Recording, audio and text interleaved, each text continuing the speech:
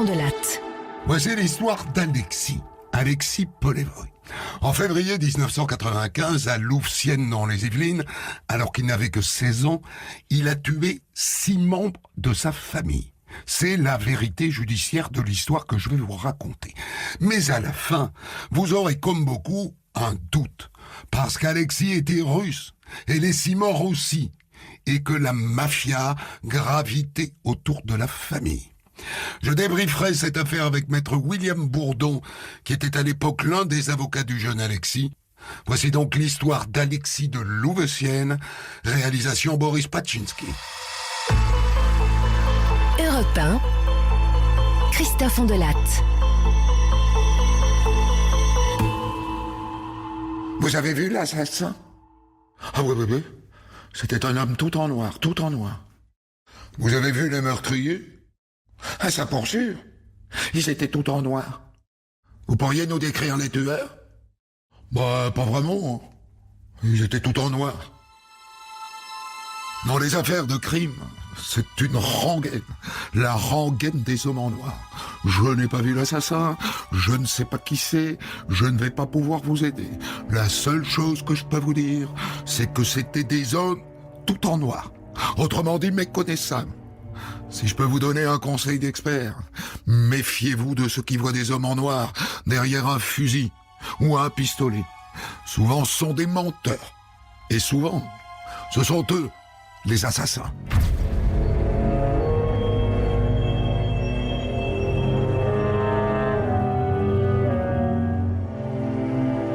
Ça se passe à Louvciennes, dans les Yvelines, pas très loin de Paris. Jolie ville, assez cossue, au milieu de la forêt.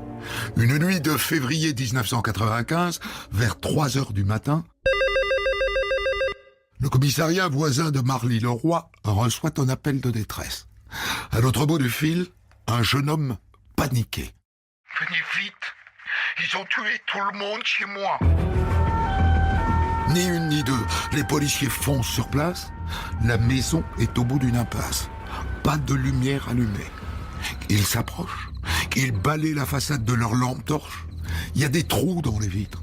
Ils s'approchent encore. Ils éclairent l'intérieur. Nom de Dieu, il y a des cadavres sur le sol. Et le gamin qui les a appelés, il est là, sur le perron. Il s'appelle Alexis. Alexis Polevoy. C'est un adolescent, à peine sorti de l'enfance. Les policiers lui demandent de ne pas bouger. Et ils entrent seuls dans la villa, toujours à la lumière de leur lampe torche.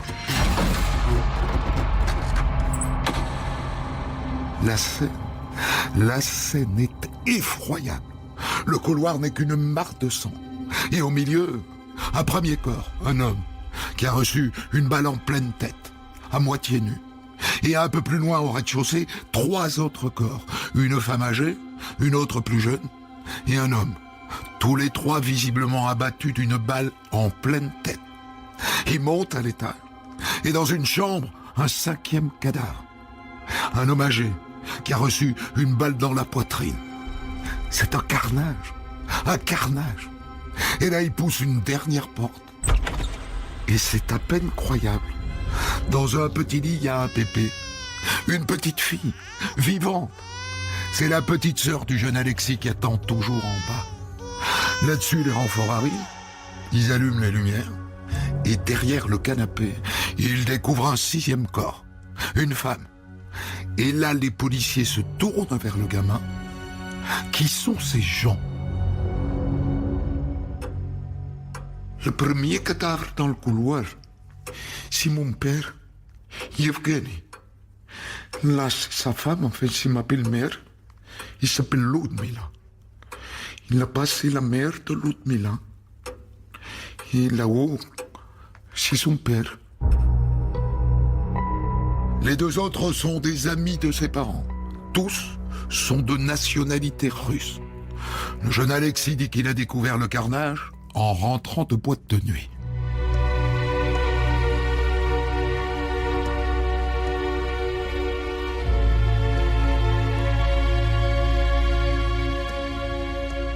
Et là, les policiers se mettent à fouiller la scène de crime du regard. Et par terre, devant la porte derrière laquelle on a trouvé le cadavre du grand-père. Il trouve une attache de montre. Vous savez, ces petites barres qui servent à accrocher le bracelet. Ils font le tour des corps, qui sont toujours là, chacun dans leur mare de sang. Tous ont leur montre au poignet, intacte. Et là, ils se tournent vers le gamin, Alexis. Dis, pardonne-moi. T'as l'heure, s'il te plaît? Et là, le jeune Alexis regarde spontanément son poignet, puis il semble se souvenir que sa montre est dans sa poche. Il la sort. Le bracelet pend. Il manque une attache. Et dans la tête des flics, ça ouvre tout de suite une hypothèse stupéfiante. Et si c'était lui, le meurtrier? Cet ado qui semble avoir encore du lait qui lui coule au bout du nez. En un quart de seconde, le jeune Alexis Polivoy devient le suspect numéro 1 de ce massacre hallucinant.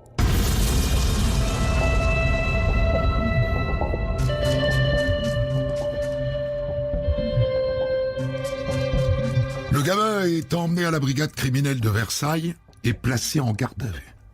Il se déballonne tout de suite. C'est moi qui les ai tués. Tous. Mon père, ma belle-mère, ses parents et leurs amis. D'accord. Et pourquoi les a-t-il tués? Je supportais plus mon père. Il passait son temps à m'humilier. J'ai hésité toute la soirée. Et puis tout s'est brouillé dans ma tête. J'ai visé mon père et j'ai tiré. Mais il n'était pas mort. Il était que blessé. Il a voulu s'enfuir. Alors je l'ai achevé. Et après je les ai tués tous. D'abord ma belle-mère et ses deux amis. À ce moment-là, ses parents se sont enfuis à l'étage. Ils se sont enfermés. J'ai défoncé la porte. Je les ai tués aussi, tous les deux. Et puis à la fin, au cas où, j'ai pris un pistolet avec un silencieux. Et je suis allé leur tirer une dernière balle dans la tête. À tous. Voilà. Putain d'aveu dans la bouche d'un gamin de 16 ans. Et c'est pas fini. La suite est tout aussi hallucinante. Après, j'ai pris l'argent qu'il y avait dans le poche de mon père. 3000 francs. J'ai pris la voiture de ma belle-mère. Et je suis allé à Paris. Et qu'est-ce que vous avez fait à Paris? J'ai commencé par me saouler le gueule dans les bars. Et après, je me suis fait une pute. Une fille qui, dit-il, il aurait rencontré au Baron, un bar de nuit du quartier des Champs-Élysées. Il s'est donc offert un peu de plaisir pour se remettre du massacre. Et ensuite, il est rentré chez lui et il a appelé la police. Quelle histoire de fou!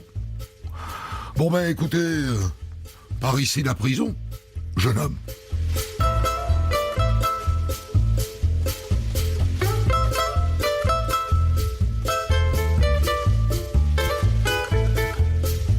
Reste à résoudre la question du pourquoi. A priori, tout part du père. À la base, c'est le père qu'il veut tuer. Bon, voilà ce que j'ai pu collecter comme information. Les parents du gamin ont divorcé quand il avait 7 ans. Le père a quitté l'Union soviétique pour la France, avec sa nouvelle compagne qui s'appelait Ludmila et qui est parmi les victimes. Et puis Alexis est resté à Moscou avec sa mère. A priori, il est resté pendant 6 ans. Il n'a eu aucun contact avec le père pendant tout ce temps. Et puis donc le père réapparaît quand il a 13 ans. Il commence par le faire venir en vacances en France. Et après, il lui propose de rester vivre avec lui. Et le gamin accepte. Et ça, c'était quand? C'était il y a pile 3 ans. Et l'intégration en France? Comment ça se passe? C'est bien, d'après ce qu'on m'a dit. Y compris d'ailleurs sur le plan scolaire. Il est en pension dans un collège privé assez chicos. Cette année, il est quand même en première S. Pour un gamin qui vient d'arriver en France, reconnaît que c'est pas mal. Effectivement, c'est pas mal du tout. Mais jusque-là, ça n'éclaire pas la tuerie. La suite de son CV, en revanche, livre quelques éléments intéressants.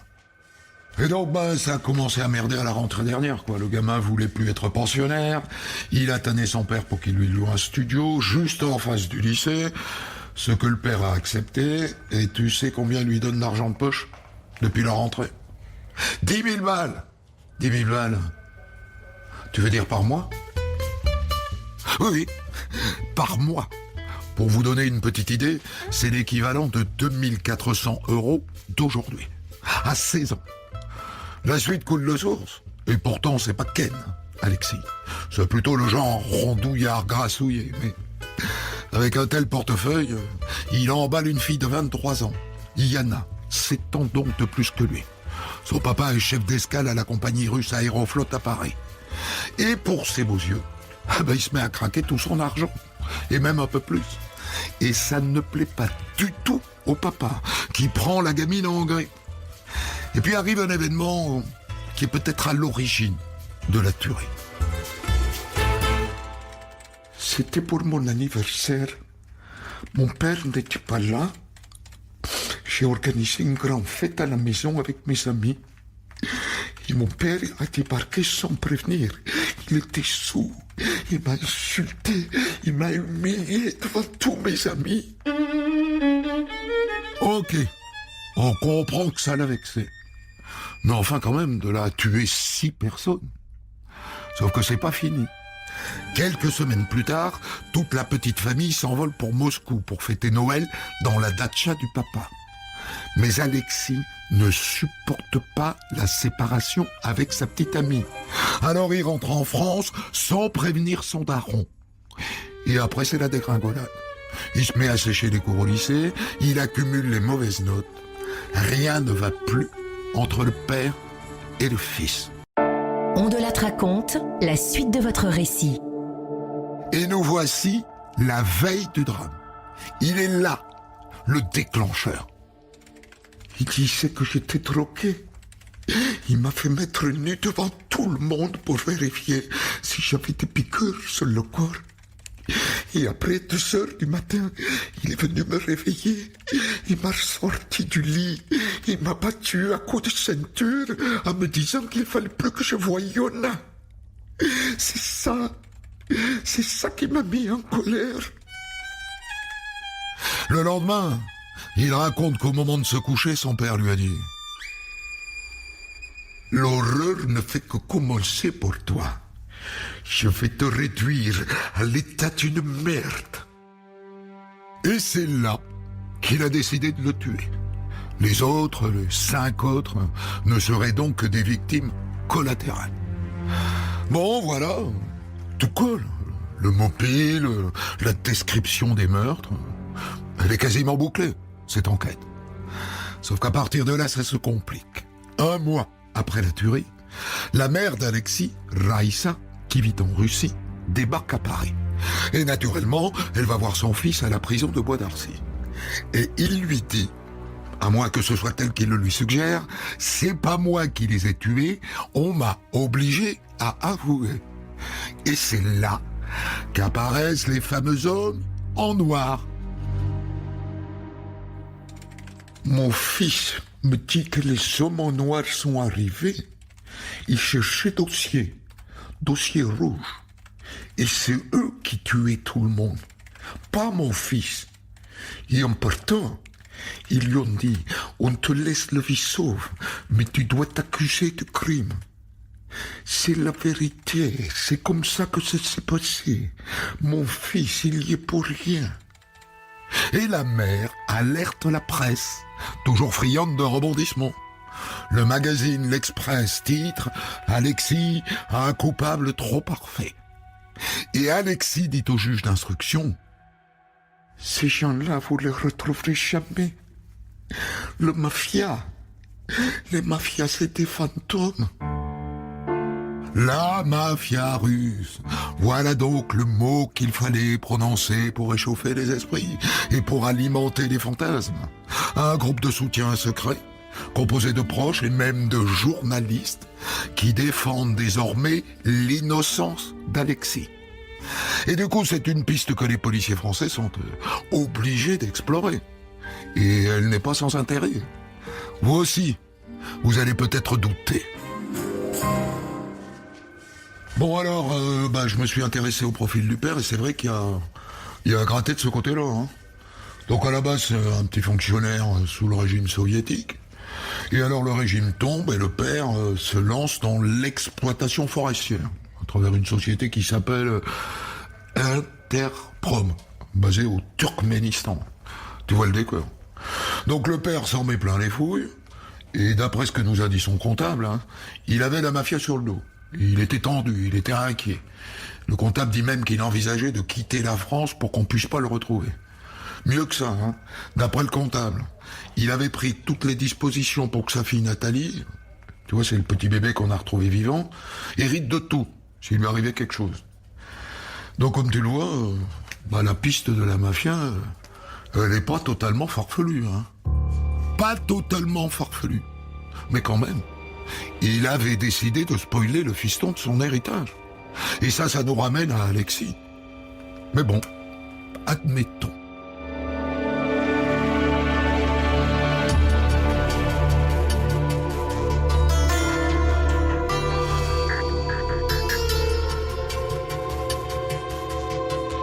Les policiers français se retrouvent donc obligés d'explorer la piste de la mafia. Même si honnêtement, cette histoire d'homme en noir qu'ils ont entendue plein de fois les fait plus que douter. Mais bon, la PJ de Versailles demande aux autorités russes l'autorisation d'aller enquêter à Moscou. Ils mettent 2 mois avant de l'obtenir. Et comme on pouvait s'en douter, après 2 semaines sur place, ils rentrent bredouille. La police russe ne les a pas aidés du tout. Chou blanc sur toute la ligne. Et donc, retour à la piste Alexis, qu'en vérité, ils n'ont jamais négligé.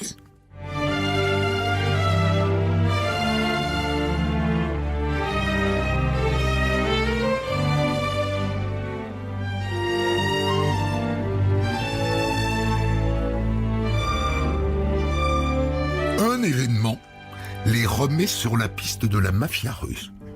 Depuis la mort du père, qui s'appelait Yevgeny Polevoy, c'est son frère Dimitri qui a pris les rênes de la société Interprom. Ça n'a pas été facile. Il ne connaît rien à ce genre de business. Son métier à lui, c'est médecin. Mais bon, le jeu en vaut la chandelle. Au bout, il y a beaucoup d'argent. Sauf que ses associés, et notamment un ancien général du KGB, lui mènent la vie dure. Alors il finit par demander de l'aide à la police russe.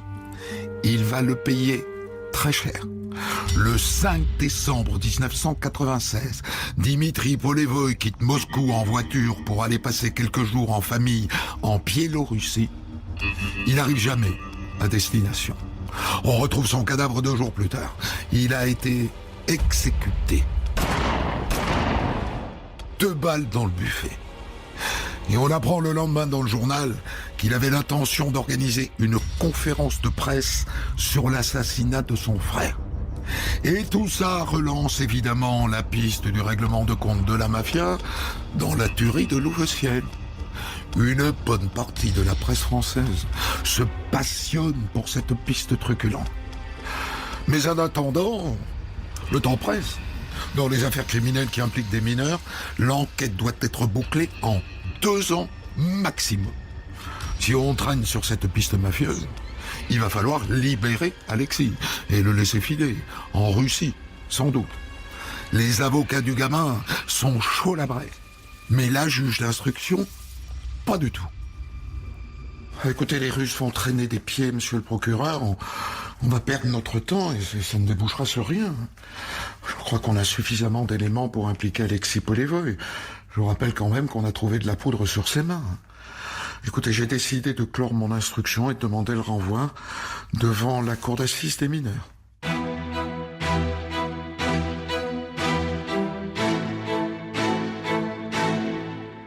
Le procès d'Alexis s'ouvre le 4 mars 1998 devant la cour d'assises des mineurs de Versailles. Certes, il a 19 ans aujourd'hui, mais il en avait 16 au moment des faits. Et qui dit cour d'assises des mineurs, dit procès à huis clos. Pas de public, pas de journalistes. Seuls les proches de l'accusé peuvent assister au débat. Au premier rang, bien sûr, Raïssa, sa mère qui a fait le voyage depuis Moscou. Pour défendre son fiston, elle a recruté 2 avocats vedettes, maître Henri Leclerc et maître William Bourdon. En toute logique, la défense évoque immédiatement la piste russe. Bon d'accord, écoutez maître, restons-en au dossier, hein, et rien qu'au dossier. Mais les avocats de la défense n'ont aucune intention de plier. Mon client n'a pas pu matériellement commettre les 6 meurtres dont on l'accuse. Il aurait donc tué 6 personnes en quelques secondes, en tirant au total 15 balles, avec 3 armes différentes, sans jamais manquer une seule de ses cibles. Tous les tirs étaient mortels. Pas une balle de perdue. 16 ans. Enfin, ça tient pas debout. Et en plongeant dans le dossier, il tombe sur des contradictions dont il se délecte. Enfin, je fais remarquer à la cour que les médecins légistes ont recensé 15 balles et que sur la scène de crime, on a trouvé 16 douilles. Je pose la question, où est passée la 16e balle? On a fouillé partout, on a même arraché le parquet. On l'a pas trouvée. Et je vous fais observer par ailleurs que le récit d'Alexis lors de ses aveux, j'ai fait ci, j'ai fait ça, j'ai pris telle arme, j'ai tiré sur mon père et puis cette arme s'est enrayée, alors j'ai pris celle-là et puis j'ai tiré sur Ludmila. Ce récit, il ne colle pas avec les constatations des experts, notamment les experts en balistique. Et donc on se tourne vers les experts. Et ils pataugent, sec, comme souvent. Le médecin légiste finit même par dire qu'il s'est peut-être trompé, qu'il a peut-être confondu un orifice d'entrée de balle avec un orifice de sortie de balle. Ça fait tâche, et ça sert bien la défense, qui a un autre argument. Donc, Alexis tue ces 6 personnes, il épargne sa petite sœur, et il file à Paris s'envoyant en l'air avec une prostituée en la laissant toute seule dans son berceau. Enfin, ça tient pas debout. Ouais. Enfin, ça ne tient pas debout non plus si c'est un homme en noir qui a tué tout le monde. Pourquoi laisser le bébé au milieu de ce bain de sang pour aller prendre du bon temps, alors que le tueur pouvait revenir et la liquider elle aussi? Mais bon, au bout de 8 jours, admettons que le doute s'est installé. On se dit que tout est possible. On envisage un acquittement. Même si l'avocat général recueille 18 à 20 ans de prison pour le jeune Alexis, soit la peine maximale encourue pour un mineur dans une affaire d'assassinat. Mais les proches d'Alexis sont confiants, très confiants. Certains ont même mis du champagne au frais pour fêter son acquittement. Erreur, malheur. Alexis Polevoy est déclaré coupable des 6 assassinats et condamné à 8 ans de réclusion criminelle. 8 ans, c'est beaucoup moins que 20. Mais ça n'est pas un acquittement. Disons que c'est une cote mal taillée, comme si les jurés avaient été à moitié convaincus de la culpabilité d'Alexis, ou à moitié convaincus de son innocence. Ils ont coupé la poire en 2, ce qui en matière de justice n'est jamais satisfaisant. S'il est coupable pour les 6 meurtres commis de sang-froid, il mérite plus. Et s'il est innocent, il mérite l'acquittement. Cet entre-deux est assez incompréhensible pour les 2 camps. Mais dans son box, Alexis, lui, ne manifeste rien. Il échappe à une longue peine, ça lui va. Il a déjà fait 3 années de prison. Avec les remises de peine, il peut espérer sortir dans 2 ans. De toute façon, à l'époque, il n'y a pas de possibilité d'appel. Alors il pourrait se pourvoir en cassation, mais à quoi bon? Il renonce, il accepte sa peine et il retourne en détention.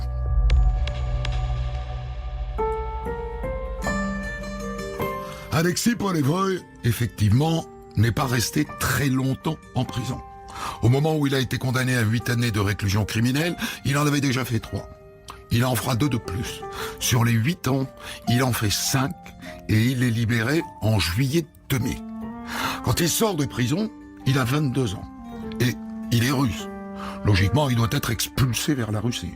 Mais il obtient de rester en France, la justice ayant considéré qu'un retour en Russie le mettait en danger. On y revient. En danger de quoi? La mafia? Quelle mafia? C'est lui l'assassin. C'est ce qu'a dit la justice française. C'est pas la mafia. Alors quel danger court-il? Dans ce dossier, décidément, on n'y verra jamais totalement clair. En tout cas, depuis qu'il est libre, Alexis n'a jamais parlé à personne, même aux journalistes qui l'ont soutenu, défendu, et même pour certains adulé. Ce qu'on sait, c'est qu'il n'a pas hérité. Normal, il a été déchu de ses droits pour avoir assassiné son père. C'est sa demi-sœur, Nathalie, le petit bébé retrouvé vivant au milieu du carnage, qui a été désignée comme unique héritière. Mais en vérité, elle n'a pu récupérer qu'une toute petite partie de la fortune de son père. Le reste, et notamment l'argent placé sur des comptes à l'étranger, a disparu, volatilisé, envolé. On ne saura jamais dans les poches de qui. Tout comme on ne saura jamais qui a cambriolé à 2 reprises la maison de Louveciennes 2 jours après la tuerie. On notera juste que la villa a été fouillée de fond en comble et que le visiteur n'était sans doute pas un cambrioleur ordinaire, puisqu'il n'a pas emporté les bijoux de Ludmilla, qui étaient pourtant d'une grande valeur. Décidément, l'enquête sur la tuerie de Louveciennes laisse un goût d'inachevé. Pour commenter son histoire du jour, Christophe Ondelat reçoit un invité, acteur direct de son récit. Je vous ai raconté l'histoire de Alexis, dit de Louveciennes, Alexis Polivoy, qui en février 1995, alors qu'il n'avait que 16 ans, a tué son père et 5 personnes de sa famille à Louveciennes dans les Yvelines, meurtres pour lesquels il a été condamné à 8 ans de réclusion criminelle. Et je débriefe cette histoire avec vous, maître William Bourdon, qui étiez aux côtés d'Henri Leclerc, l'un des avocats d'Alexis Polivoy. Dites-moi quand même, la famille n'a pas lésiné sur les moyens, hein. 2 avocats vedettes pour défendre le fiston. Écoutez, je sais pas si la famille avait l'obsession d'avoir des avocats vedettes. Elle avait surtout le désir qu'ils soient bien défendus. Et elle a marqué sa confiance en Henri, moi, et puis il ne faut pas oublier Olivier Combes, à l'époque jeune avocat au barreau de Versailles. Et voilà, on a fait un trio qui s'est attelé à la tâche avec le maximum de professionnalisme. Parce que tous les deux, Henri Leclerc et vous, William Bourdon, sont labellisés avocats droits de l'homme, avocats grand combat humain. Et ça n'est pas un hasard qu'il vous ait choisi. Je pense que il y avait la perception de la famille que Henri et moi, et je répète Olivier Combes, on était des avocats qu'il fallait pour défendre Alexis. Et bien sûr que la perception qu'ils avaient de nos convictions, de l'attachement qu'on a cessé de partager dans les salles d'audience ou ailleurs, dans le respect des grands principes, parmi lesquels la présomption d'innocence, parmi lesquels le fait qu'on ne peut pas condamner quelqu'un sans des preuves qui soient des preuves extrêmement solides. Le tout en ayant le souci d'exercer son métier avec humanité, oui, ça a dû participer dans le choix du mandat qui nous a été confié. Je voudrais qu'on parle du verdict. 8 ans, quand l'avocat général réclame 18 à 20 ans. C'est ce qu'on appelle une cote mal taillée. Est-ce que pour vous, elle traduit un doute? Quand on descend l'escalier après ce verdict, je me souviens très bien avec Henri Leclerc, on s'interroge, on voit émerger le buisson de caméra, on est toujours à ce moment-là concentré, on est attendu, quel commentaire faire, et je glisse à Henri, jugement de la Pyrrhus ou jugement de Salomon, d'ailleurs, c'était plutôt le jugement de Salomon. C'est évidemment une décision totalement inédite et qui, d'une certaine façon, est totalement incohérente. Vous l'avez dit, s'il est coupable, il y a 6 personnes qui ont été assassinées, même à l'époque il était mineur, et même si on lui fait bénéficier de circonstances atténuantes du fait de l'excuse minorité, ça ne peut pas expliquer la peine de 8 ans. En même temps, s'il est innocent, il doit être acquitté du tout. Nous, on a mené avec Henri une bagarre judiciaire qui était de convaincre les jurys qu'à minima, Alexis devait bénéficier du doute, compte tenu de tous les éléments qui avaient été recueillis pendant l'instruction et tous les éléments recueillis pendant l'instruction d'audience, qu'à tout le moins le doute devait lui bénéficier, ou bien entendu de prendre en compte ses protestations d'innocence. Voilà. Donc évidemment, c'est une transaction. On peut imaginer, c'est une forme de transaction pendant les délibérations, une forme de transaction entre la présidente qui ne masquait pas beaucoup, qui aurait eu de la peine à le faire, évidemment sa propre conviction personnelle qu'on avait rapidement identifiée, peut-être d'autres jurés, et puis ceux qui, à l'intérieur de la Cour, ont dû être convaincus de l'innocence d'Alexis, ou à tout le moins du fait qu'il devait bénéficier d'un doute. C'est une entorse absolue au code de procédure pénale. C'est-à-dire que la présidente doit être garant du code. Et le code dit, s'il y a un doute, on acquitte. Non, mais moi, je ne fais pas de mise en cause là. Je dis simplement, la présidente, moi, j'avais perçu, et Henri aussi, sa conviction. On n'est pas les premiers, les derniers avocats en France qui devront endurer l'expression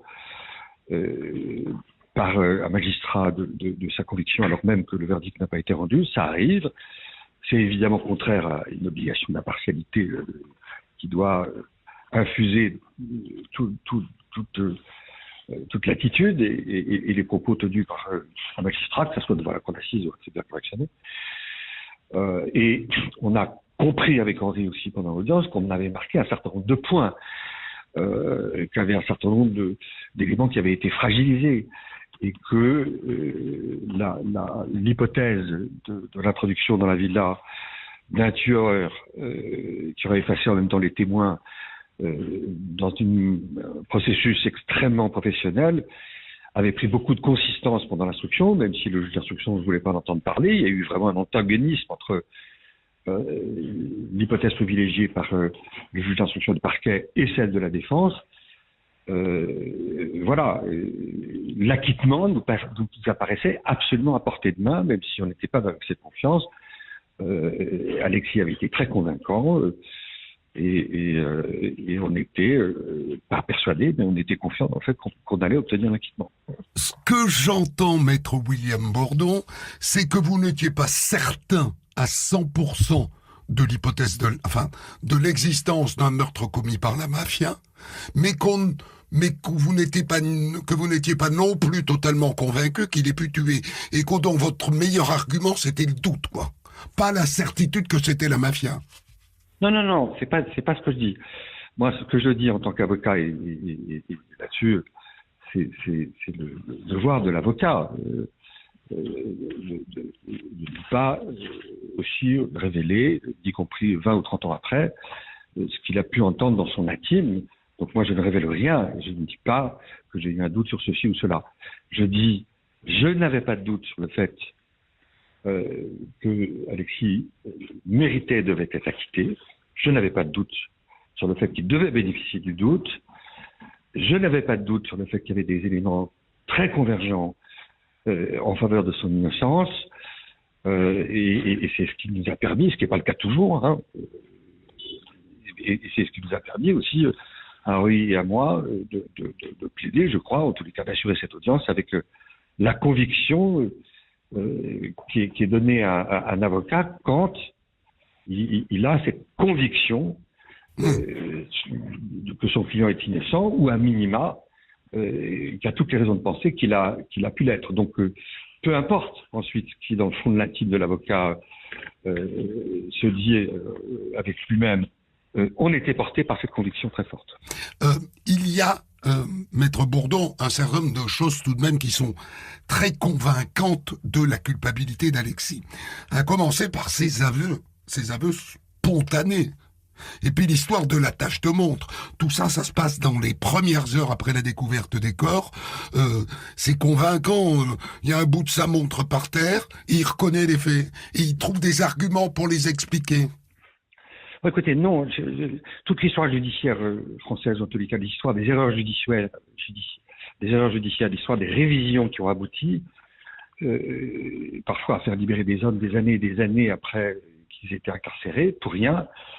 C'est l'histoire de personnes qui ont avoué des crimes qu'ils n'avaient pas commis. Ça arrive. Alors, il peut y avoir des tas de raisons à cela. le temps nous manque pour en faire l'inventaire, mais il peut y avoir des tas de raisons au fait que quelqu'un, en bout de course, par lassitude, par fatigue, parfois sous la pression des enquêteurs, enfin, parfois dans une logique un peu masochiste, enfin, il peut y avoir des tas de raisons qui fait que un humain s'accable de quelque chose qu'il n'a pas commis. Donc, est-ce que c'était évidemment un élément en faveur de la culpabilité? C'est impossible de contester cela, mais est-ce que c'était suffisamment puissant pour le déclarer coupable? Je ne le pensais pas il y a plus de 20 ans et je ne le pense pas plus aujourd'hui. Parce qu'il y avait un conflit entre Alexis et le père. C'est là où on peut pas le nier, c'est-à-dire qu'il y a vraiment eu cette scène au cours de laquelle le père débarque, il fait une fête avec ses amis à la maison, il est ivre-mort, il insulte devant tout le monde. Il y a la scène qui a lieu la veille du crime, où il fait mettre à poil pour vérifier qu'il n'a pas des piqûres, qu'il se drogue pas, où il le sort du lit. Donc ça existe. Ça, c'était un mobile psychologique qui a été légitimement avancé. C'était un père maltraitant, non, c'est pas non plus un père atroce, mais c'était un père maltraitant. Est-ce que c'était de nature à susciter évidemment des questionnements? Bien sûr que oui, c'était dans le débat judiciaire. Maintenant, face à ces éléments, il y avait aussi beaucoup d'éléments très convaincants du fait que c'était un tueur dans le contexte des liens du père avec la mafia qui avait exécuté un contrat. Je vous rappelle qu'à l'époque, juste un mot, à l'époque, en 95, on est sous l'ère d'Elstine, Boris Elstine, qui a pris le pouvoir et qui a libéralisé à tout va la Russie, ce qui va créer des effets d'opportunité incroyables pour toute une série d'hommes d'affaires. C'est la première génération des oligarques. Ensuite, la seconde, évidemment, c'est sous Poutine. Et les réseaux mafieux vont puissamment infiltrer cette logique de conquête de marché qui va être portée par un certain nombre d'oligarques ou d'hommes d'affaires, parmi lesquels le père d'Alexis. Donc, il y avait quand même ce contexte qui était très, très pesant, outre bien entendu la mort de Dimitri, le père. Oui, j'allais dire, c'est ça, je pense, qui est le plus convaincant. C'est que quand même Dimitri, qui est donc l'oncle d'Alexis, le frère de Yevgeny, est exécuté 10 mois plus tard. Oui, Dimitri, en Biélorussie, va être exécuté en hiver sur une route. Et Dimitri va faire savoir qu'il veut collaborer avec la justice française, va faire savoir qu'il considère son neveu comme innocent, va faire savoir qu'il pourrait avoir des éléments pour établir l'innocence de son neveu. Ensuite, il va être exécuté, ce qui quand même jette une espèce d'ombre terrible sur le dossier et qui, de façon très tragique, vient évidemment accréditer l'idée d'exécution professionnelle du père et de façon collatérale des témoins gênants.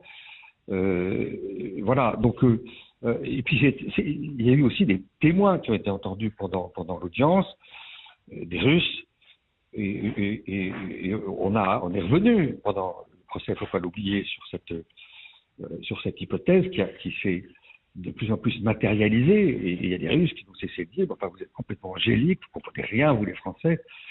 C'est évidemment un tueur à gages qui a été embauché pour régler des comptes pour des raisons d'affaires occultes X ou Y, et le fait est que ça a pris de plus en plus d'épaisseur et de consistance. Voilà, et donc ça a certainement pesé dans le trouble que ça a suscité chez un certain nombre de jurés, suffisamment en tous les cas pour que certains, on ne saura jamais, pendant les délibérations, votent non à la culpabilité d'Alexis, parce que ce verdict de 8 ans ne peut que s'expliquer que parce que des jurés ont voté non à la culpabilité d'Alexis, et en nombre important. Alors, il y a quand même, moi je suis d'accord avec vous, l'exécution de Dimitri est ce qu'il y a de plus convaincant, et ça peut expliquer effectivement ce verdict mi-chèvre-mi-chou. Il y a quelque chose qui, en revanche, vient mettre un bémol à tout ça, c'est le fait qu'il parte en boîte de nuit, et qu'il prenne une prostituée, et qu'il aille se donner du plaisir, quelques heures après le massacre de sa famille. Oui, mais ça, M. Vandelat, c'est toujours... Oui et non. Toujours la vieille théorie, pardon, mais qui est un peu, de mon point de vue, un peu cliché, même s'il peut reposer parfois sur une part de vérité, qui est le repos du guerrier. Après avoir commis l'irréparable, on va aller voir une prostituée ou ceci ou cela. C'est pas du tout dans cette idée sur laquelle, évidemment, l'avocat général se souvient très bien à surfer le plus possible. Ça pouvait être une pièce du puzzle psychologique, mais ça pouvait être aussi une réaction d'Alexis d'effroi à ce qu'il avait découvert et ce dont il devait être témoin. Donc il y avait deux lectures possibles, voilà, mais aucune n'était de nature à l'emporter sur l'autre. Alors Alexis a reçu beaucoup de soutien à l'époque, notamment des soutiens de journalistes qui ont cru en son innocence. Et moi j'avoue que j'ai toujours été un peu surpris qu'il n'y ait pas eu de suite. Il est sorti très très tôt de prison. Il avait en gros 25 ans quand il est sorti de prison. On l'a jamais plus entendu. Il aurait pu accorder une interview sans montrer son visage, pour faire une mise au point, pour clore le dossier. Et il n'a pas reparlé depuis. Vous lui avez reparlé depuis ? Dans le souvenir, je dois avoir un ou deux échanges avec lui. Moi, je respecte infiniment, après ce qui lui est arrivé, alors qu'il s'est battu pour établir son innocence, qu'il a fait, c'était mandat donné à ses avocats et qu'on a fait la moitié du chemin, pour dire ça comme ça. Je respecte infiniment son désir de disparaître et qu'on ne parle plus jamais de lui et de refaire sa vie dans une totale discrétion. Ça me paraît, sur le plan humain, extrêmement compréhensible. J'espère qu'il va bien. J'espère que s'il m'écoute, qu'il entendra le fait que je le salue affectueusement, parce que c'est un garçon qui était tout à fait attachant, par ailleurs. On n'a pas dit encore, mais attachant, intelligent, cultivé, curieux, et qui, je suis sûr, a toujours des très beaux atouts pour réussir dans sa vie. D'après ce qu'on peut lire dans le journal, il est maintenant agent immobilier à Saint-Tropez. Il y a eu une petite embrouille autour de lui il y a quelques mois. Mais c'était pas lui le responsable. Bon, j'en sais rien, mais en tous les cas, moi je lui souhaite le meilleur, parce que c'est vraiment quelqu'un qui m'a marqué, qui laisse une empreinte forte. Et même si on n'a fait que le bout de chemin, qu'un bout du chemin, la moitié du chemin, on lui a permis quand même de retrouver la liberté rapidement. Il était accusé d'assassinat, ce qui est quand même une accusation terrible. Et avec Henri, bon, on a fait tout ce qu'on pouvait. Et on a quand même bien limité, entre guillemets, les dégâts qui auraient résulté d'une condamnation comme celle qu'avait réclamé l'avocat général de 18 à 20 années de réclusion criminelle, qui, à mon avis, aurait été extrêmement injuste. Et voilà. Et donc, Alexis, si tu m'entends, je te souhaite bonne chance. Merci beaucoup, William Bourdeau-Hutchins. Spasibo, comme on dit en russe. Des centaines d'histoires disponibles sur vos plateformes d'écoute et sur europe1.fr.